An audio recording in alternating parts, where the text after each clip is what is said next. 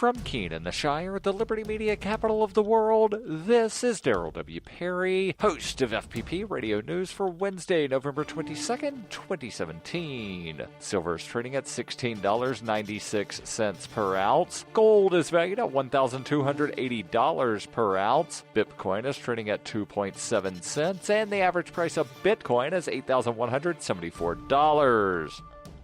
Antiwar.com reports Lebanese Prime Minister Saad Harari will be attending the Wednesday Independence Day parade in Beirut after all, having finally arrived in Lebanon on Tuesday evening to end weeks overseas during which his fate had been highly questioned. Even Tuesday, it was not clear what would happen. He visited Egypt earlier in the day as planned, but then detoured last minute to Cyprus when he was supposed to be en route to Beirut, meeting with the Cypriot leader. Harari resigned earlier this month while in Saudi Arabia, though the Saudis are accused of having forced him to make this announcement, and he promised clarifications now that he's back in Lebanon. That's not likely to be for a day at least, with Independence Day celebrations expected before his meeting with Lebanese President Michael Aoun, and his public statement coming only after that.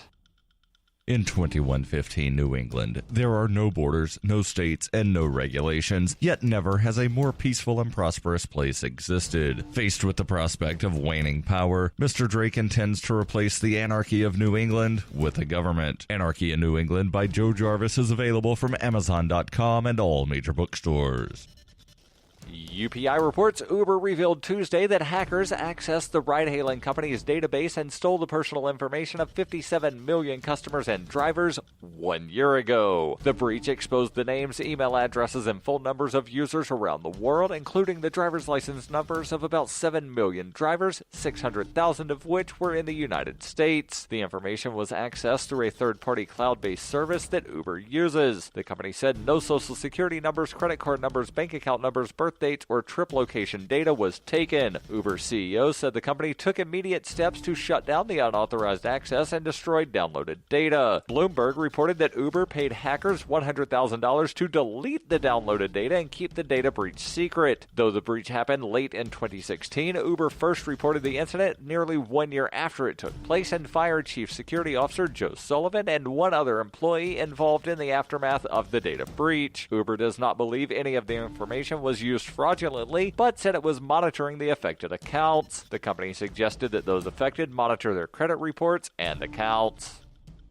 For over 40 years, Roberts & Roberts Brokerage has been a trusted source for buying and selling precious metals. Gold, silver, platinum, and palladium. They don't feed the banks. They're Bitcoin preferred and have removed the minimum purchase amount for all orders paid in the digital currency. Call Roberts & Roberts Brokerage today for knowledgeable advice on buying and selling precious metals and a forward-thinking approach to new technologies. 800-874-9760 or visit online at rrbi.co.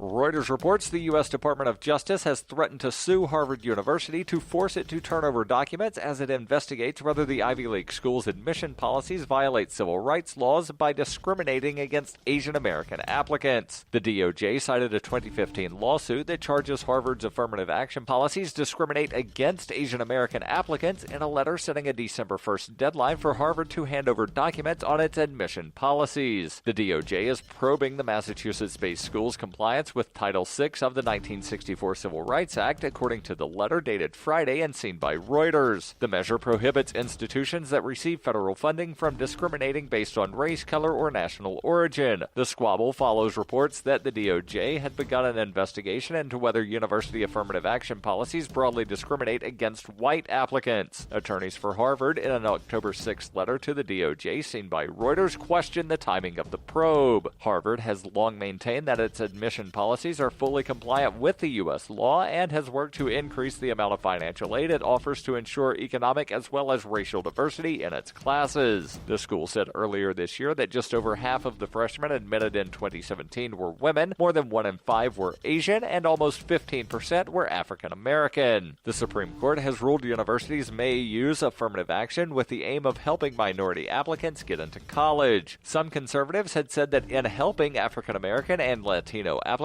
affirmative action can hurt white and Asian American applicants. This has been FPP Radio News, online at fppradio.com.